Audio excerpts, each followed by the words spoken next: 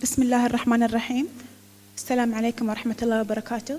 Excellencies, distinguished guests, it is my distinct honor and pleasure on behalf of our generous host, the State of Qatar, to welcome you to this high-level meeting on forging ambitious global partnerships for sustainable and resilient graduation of least developed countries, co-organized here in Doha with the United Nations Office of the High Representative for Least Developed Countries, landlocked developed countries, and small island development states. We gather today at the defining moment for the global development landscape. The world today faces overlapping challenges: food insecurity, economic shocks, climate pressures, rising debt, and the lingering impacts of the pandemic. For least developed countries, these are not abstract risks. They shape daily realities, affect human dignity, and influence the prospects of generations to come. It was here in Doha in March 2023, under his patronage of His Highness Sheikh Tamim bin Hamad Al Thani, Emir of the State of Qatar, that the 5th United Nations Conference on the Least Developed Countries adopted the Doha Programme of Action for the decade 2022 till 2031. On that podium, His Highness reaffirmed Qatar's unwavering commitment to international solidarity and announced a contribution of $60 million to support the implementation and outcomes of the Programme of Action and to strengthen resilience in least developed countries. This was more than a financial pledge. It was a call to action. It was a powerful affirmation that solidarity is an investment in shared prosperity and a collective, equitable global future. His Highness also called upon the international community to translate commitments into concrete action.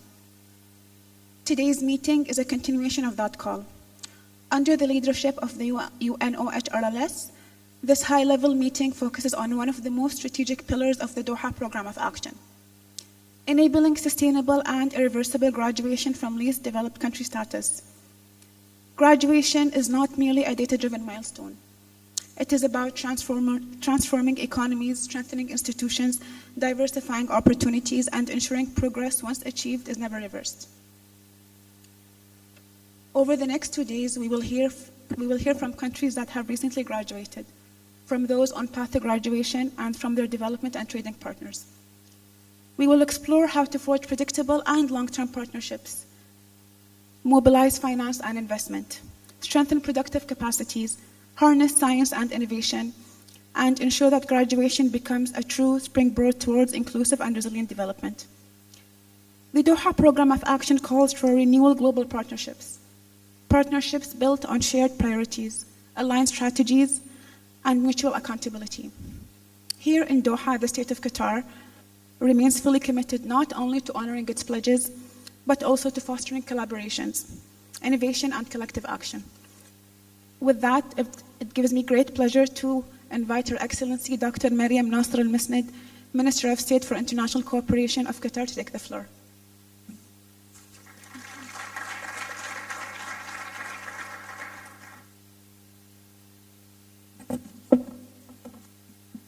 Good morning, everyone. Allow me to speak in Arabic, so I'll give you a moment to put your headset on. أصحاب المعالي والسعادة، الضيوف الكرام، يسعدني أن أرحب بكم في الدوحة في هذا الاجتماع الذي يدل على إرادة دولية صادقة لدعم مسار تنموي أكثر استدامة. إن حضوركم يؤكد دعم الدول الأقل نمواً، وهو استثمار في استقرار العالم والإنسان وازدهاره. ونلتقي اليوم في مرحلة حرجة تواجه فيها الدول النامية تحديات كبيرة، لكنها في المقابل تملك فرصاً يمكن أن تتحول إلى إنجازات حقيقية إذا توافرت الشراكات المناسبة والتمويل الكافي والبيئة الدولية المناسبة. وقد أكدت الوثائق الدولية على أن هذه التحديات ليست قدراً محتوماً، بل فرصة لتجديد الالتزام وبناء قدرات هذه الدول وتعزيز البنية التحتية ونقل التكنولوجيا. ولقد أصبح الابتكار ضرورة لا غنى عنها لتحقيق التنمية، سواء من خلال التحول الرقمي أو تنمية الموارد البشرية أو إيجاد حلول مبتكرة للتمويل.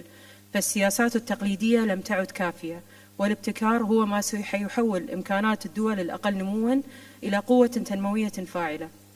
كما أن العالم يحتاج إلى التعاون متعدد الأطراف ليظل أساس النجاح، إذ لا يمكن تحقيق التنمية المستدامة دون رؤية دولية مشتركة وتمويل عادل ومؤسسات فاعلة وفي هذا السياق تواصل دولة قطر دعمها الثابت لجهود الأمم المتحدة وبرامجها المواجهة لدعم الدول الأقل نمواً. وتؤمن دولة قطر بأن هذه الدول تمتلك إمكانات واعدة، وأن الاستثمار فيها وتمكين التحول الرقمي وتعزيز بناء القدرات هي عناصر أساسية لتحقيق التخرج المستدام. إن المستقبل الذي نسعى إليه هو مستقبل تشارك فيه الدول الأقل نمواً بفاعلية كاملة في الاقتصاد العالمي دون أن يترك أحد خلف الركب. ويأتي اجتماعنا اليوم خطوة مهمة نحو هذا الهدف. وختاماً، تتطلع دولة قطر إلى نتائج هذا الاجتماع بثقة، وتؤكد التزامها بالشراكة الدولية لدعم الدول الأقل نمواً وتمكينها من تحقيق تخرج مستقر قائم على الابتكار والرؤية الاستراتيجية. والسلام عليكم ورحمة الله وبركاته.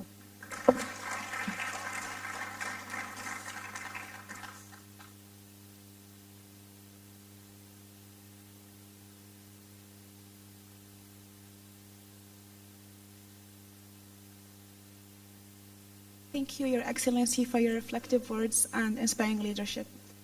We now have the pleasure to invite Her Excellency Rabab Fatma, Under Secretary General of the United Nations and representative for the least developed countries, landlocked developing countries, and small island developing states. Your Excellency, welcome to the stage.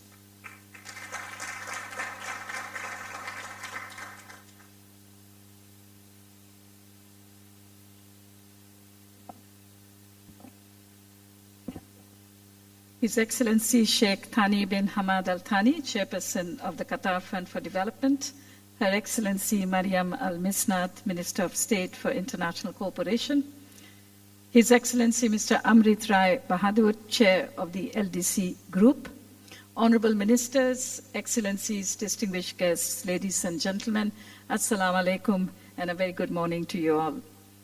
It's an honor and privilege to welcome you to the high-level meeting on forging ambitious global partnerships for sustainable and resilient graduation of least developed countries. It is wonderful to be back here in Doha, where 3 years ago, at the 5th United Nations Conference of Least Developed Countries, the LDC-5, the transformative journey of the Doha Programme of Action began. Returning to Doha reminds us of the bold ambition, enduring solidarity, and shared commitments that shaped the Doha Programme of Action and continue to guide our efforts today. Allow me at the outset to express our deep appreciation and gratitude to the government and the people of Qatar for their warm hospitality and unwavering support to this agenda.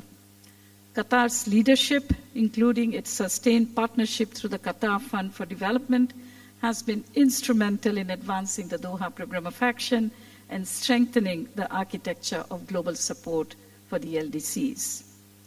The theme of this meeting is both timely and forward-looking. Our shared objective is clear. Graduation must not be a point of vulnerability. Rather, it must serve as a launchpad for sustained resilience, inclusive growth, and long-term partnership.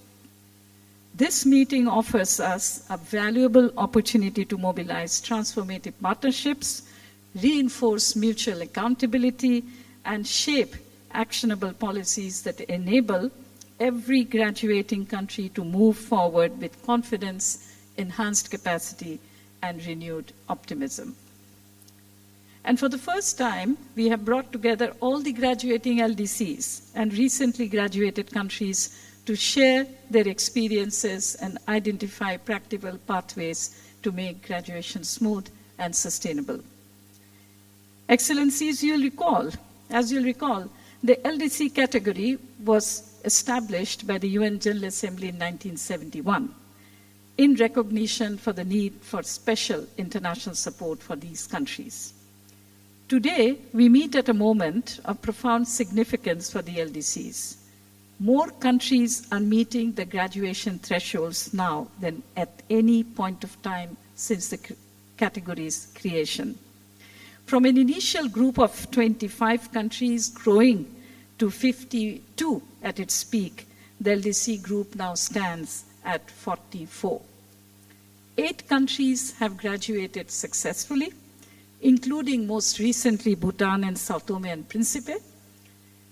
14 others are progressing steadily and are expected to graduate by the end of this decade. For the first time, significantly, Asian and African LDCs are graduating in equal numbers, a testament to the resilience, determination, and leadership of these countries, and to the support and solidarity of the international community. Yet, this progress is unfolding in a fragile global context. Graduating LDCs continue to face persistent structural vulnerabilities: narrow production and export bases, modest productive capacities, declining fiscal space, rising debt burdens, and intensifying climate-related shocks. These challenges do not disappear with graduation. Rather, they often become more pronounced as LDC-specific support measures begin to phase out. But it is equally important to underscore that graduation is foremost a national achievement, and its sustainability depends primarily on strong, nationally driven reforms, well-sequenced policies, and effective and timely implementation of smooth transition strategies. The role of the international community is to support, accompany, and reinforce these national efforts. Excellencies, 3 years into the Doha Programme of Action implementation, we are witnessing encouraging progress. Many LDCs are investing in people, science, technology, and innovation, early warning systems, infrastructure, and economic diversification. The DPOA's key deliverables, the Food Stockholding Mechanism, the Resilience Building Mechanism, the International and Investment Support Center, the Online University for STEM, and the Sustainable Graduation Support Facility, the IGRAD, are now moving into concrete implementation. And I would like to thank the government of Qatar for its continued generous and steadfast support in making that happen.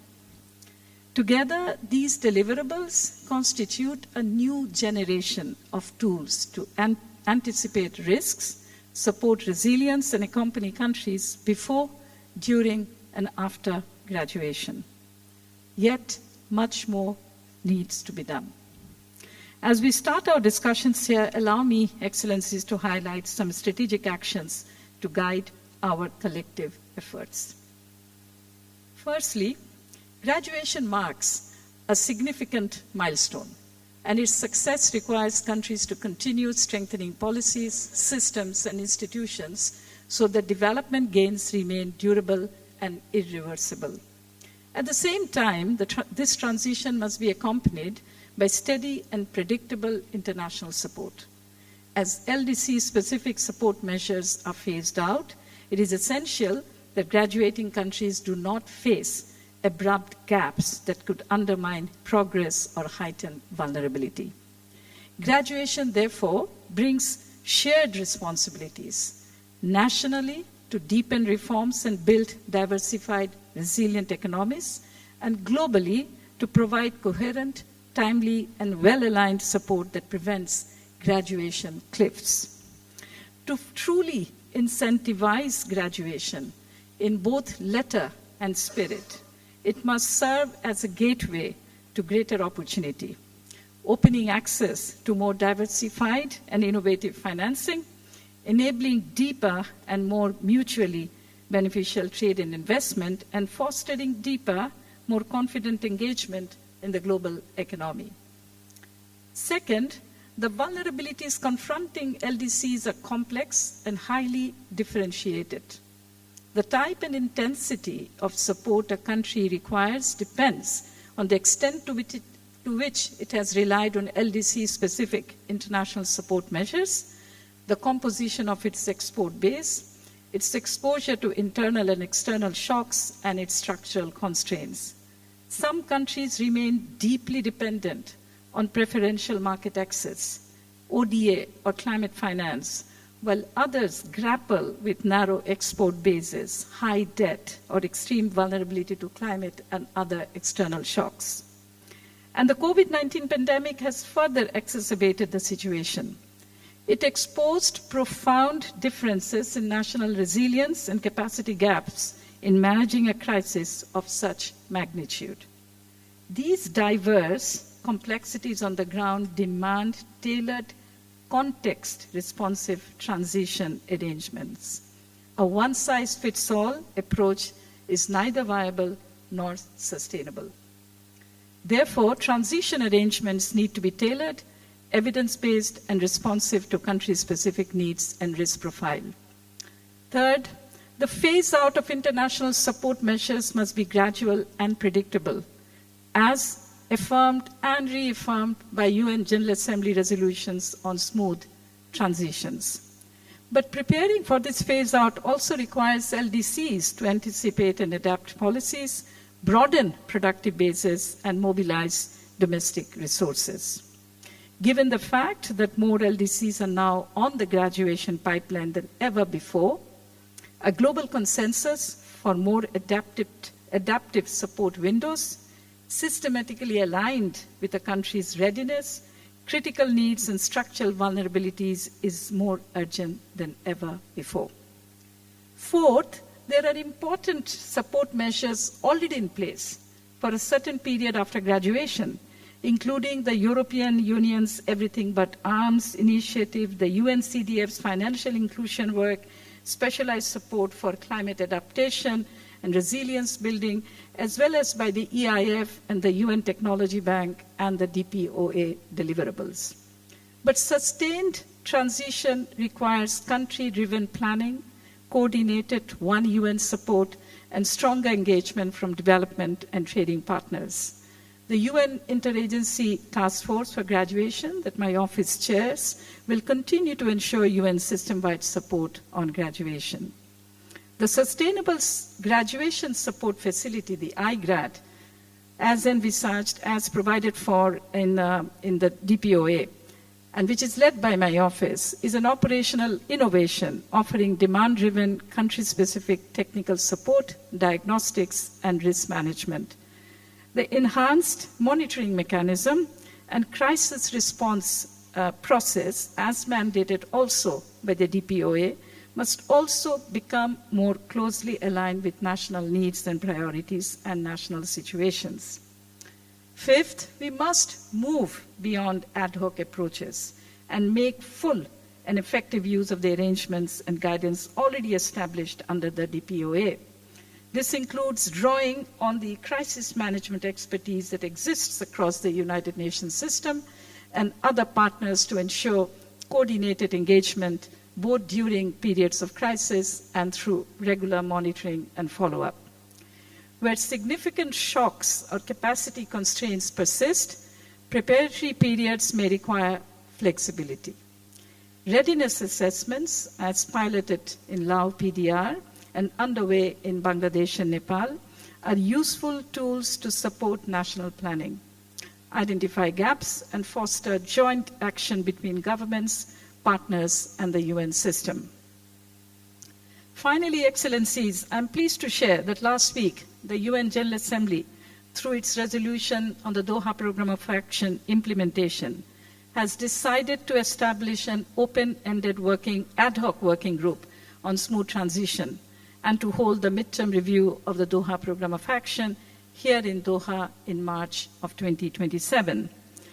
This is our moment to shape a more comprehensive and incentives-based graduation framework, one that rewards progress, reinforces resilience, and ensures that countries emerge from the LDC category on a trajectory towards greater prosperity, not heightened fragility.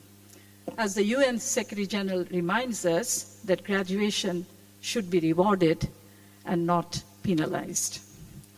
Excellencies, distinguished colleagues, dear friends, let us make this meeting a turning point. Let us reaffirm a transition model that places resilience, structural transformation, fiscal sustainability, and inclusive growth at the very center of graduation. Let us commit to stronger, longer-term, and more predictable partnerships. Let us build a framework where incentives drive ambition, where risks are anticipated, and where no country faces the journey alone. In closing, I wish to recognize with deep appreciation the presence here of partner countries. Your support, solidarity, and partnership is critical.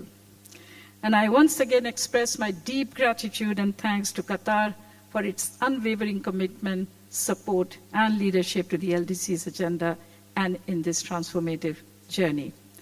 I look forward to a productive dialogue over the next 3 days and to working together with you all to make graduation a powerful symbol of hope, confidence, and lasting progress. Thank you. Shukran.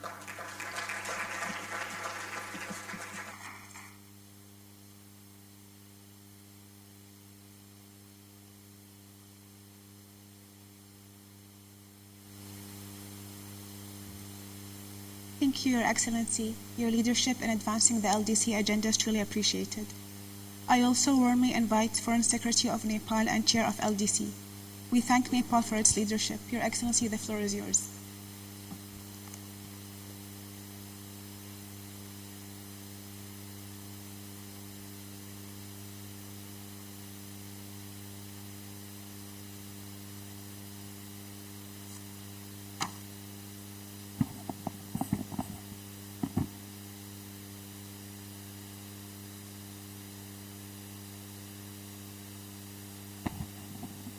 Good morning. His Excellency Sheikh Thani bin Hamad Al Thani, Chairperson of the Qatar Forum for Development, Honorable Ministers, Madam Under Secretary General of the United Nations, Excellencies, distinguished delegates. I'm honored to deliver this statement on behalf of the group of least developed countries. At the outset, allow me to express our deep appreciation to the government and people of the State of Qatar for hosting this high-level event and for their generous hospitality accorded to us all. We greatly value the steadfast support and unwavering commitment of the State of Qatar to the cause of least developed countries. I also wish to commend our Under Secretary General, Ms. Rawaf Fatima, for her exemplary leadership and to acknowledge the tireless efforts of the OSR LLS team in galvanizing global support for priorities of the LDCs. Excellencies, ladies and gentlemen, looking back in the history of the United Nations, 1971 stands as a turning point for the world's poorest and vulnerable nations when the LDC category was born within the United Nations to guide them toward hope and economic transformations with a strengthened global partnership and international support for their economic development. More than half a century later, only 8 countries have been able to graduate. And this manifests the deep-rooted structural challenges that our countries have been facing for decades, if not centuries, in their arduous development journey. And even today, LDCs continue to confront formidable obstacles. International markets remain largely inaccessible for them owing their own low productivity, and cutting-edge technologies are often out of reach of LDCs because of their restrictive regimes and prohibitive cost. And LDCs are facing widening inequalities, rising youth unemployment, lagging human and institutional capacities, a growing financing gap, stagnating trade and investment, and shrinking fiscal space, an expanding digital divide, rising debt burdens, and declining ODA. The current global landscape, marked by the multiple and overlapping crises, including climate disasters, deepening geopolitical tensions, and volatile global financial situations, which have threatened to erode hard-earned development gains made by LDCs and constrained their capacity to advance and fulfill their national development aspirations. And our journey towards our economic transformations has remained frustratingly slow. Nevertheless, this time around, we are inching towards the defining moment. And for the first time, a large number of LDCs are now in the pipeline for graduation, reflecting decades of perseverance, slow yet continued reforms for sustained economic development. And still, they are not out of the woods. The road ahead is even uphill. And graduation often comes with risk and challenges when it suddenly strips away duty-free access, concessional financing, and technological support that the LDCs have been getting. And it may risk stagnation. The climate crisis threatens decades of progress, hitting them the hardest despite their minimal emissions. And technology, digital connectivity are now prerequisite for development, yet without meaningful cooperation and partnership, the danger of being left behind is real. And structural transformations demands investment far beyond national means, while global shocks, financial, health, or geopolitical strike LDCs with disproportionate force.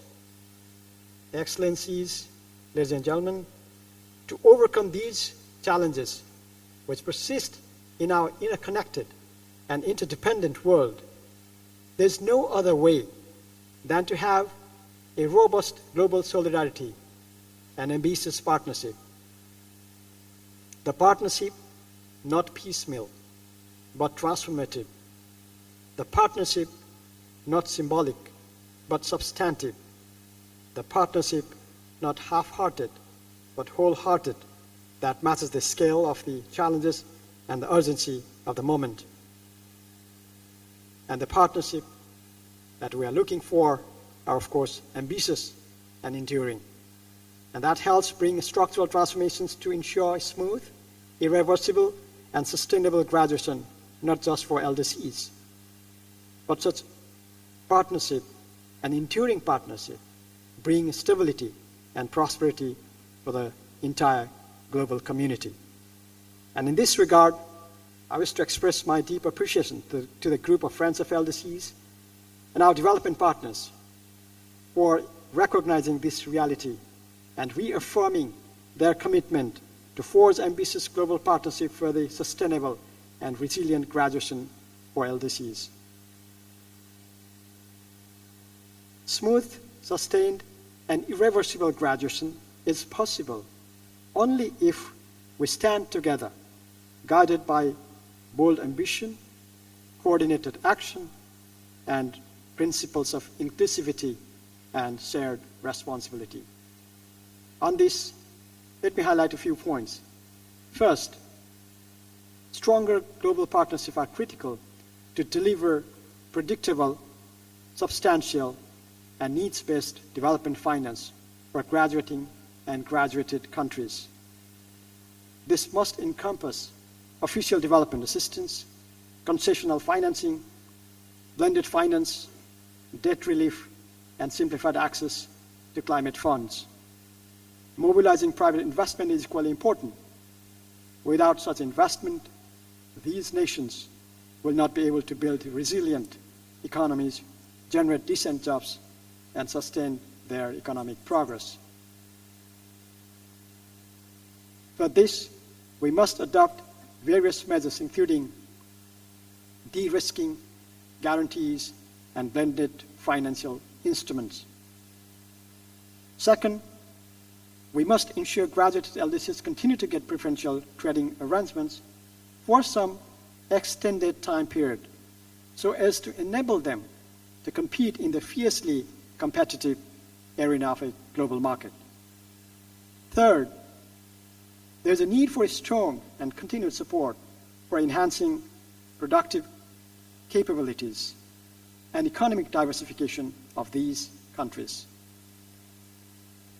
They need substantial support for infrastructure development, improved agri-food system, human resource development, youth employment, entrepreneurship, climate resilience, and green technologies, among others. Fourth, our partnership should help fostering inclusive access to digital technologies, promoting innovation, capacity building, and youth entrepreneurship. Fifth, we must also leverage South-South and triangular cooperation for peer learning, knowledge sharing, and technology transfer. Excellencies, the Doha Program of Action places incentives-based graduation at the center of our shared agenda. We underscore the full operationalization of the Sustainable Graduation Support Facility, IGRAD, to strengthen their graduation efforts with a targeted assistance across vital areas such as trade, debt sustainability, climate resilience, and capacity building. We also undertake the importance of the Interagency Task Force, IATF, on graduation, that the need for one UN approach that leverages the strength and expertise of all relevant UN entities, funds, and programs in support of graduating and graduated countries.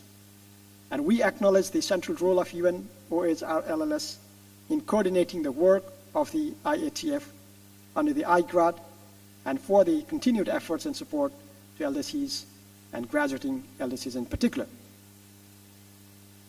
Excellencies, ladies and gentlemen, in conclusion, stronger global solidarity and partnership are vital, not only to propel graduation forward, but also to safeguard its gains against the headwinds of post-graduation challenges.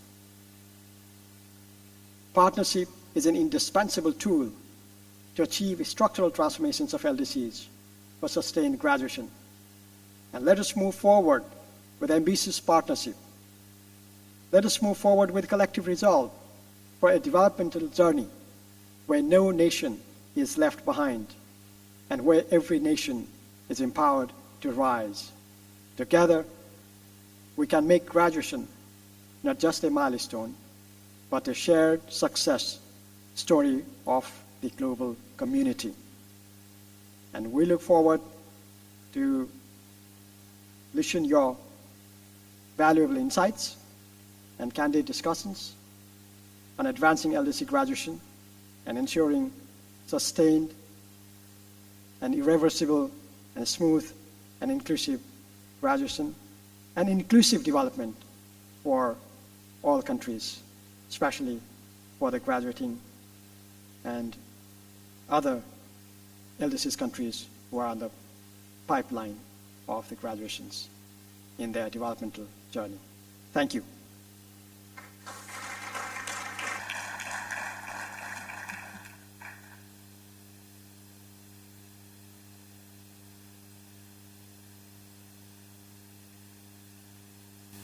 Thank you, Your Excellency, for your wise words and reflective speech. And now we hereby declare the high-level meeting on forging ambitious global partnerships for sustainable and resilient graduation of least developed countries officially open. We now invite our distinguished ministries and leaders for the official family photograph. Thank you.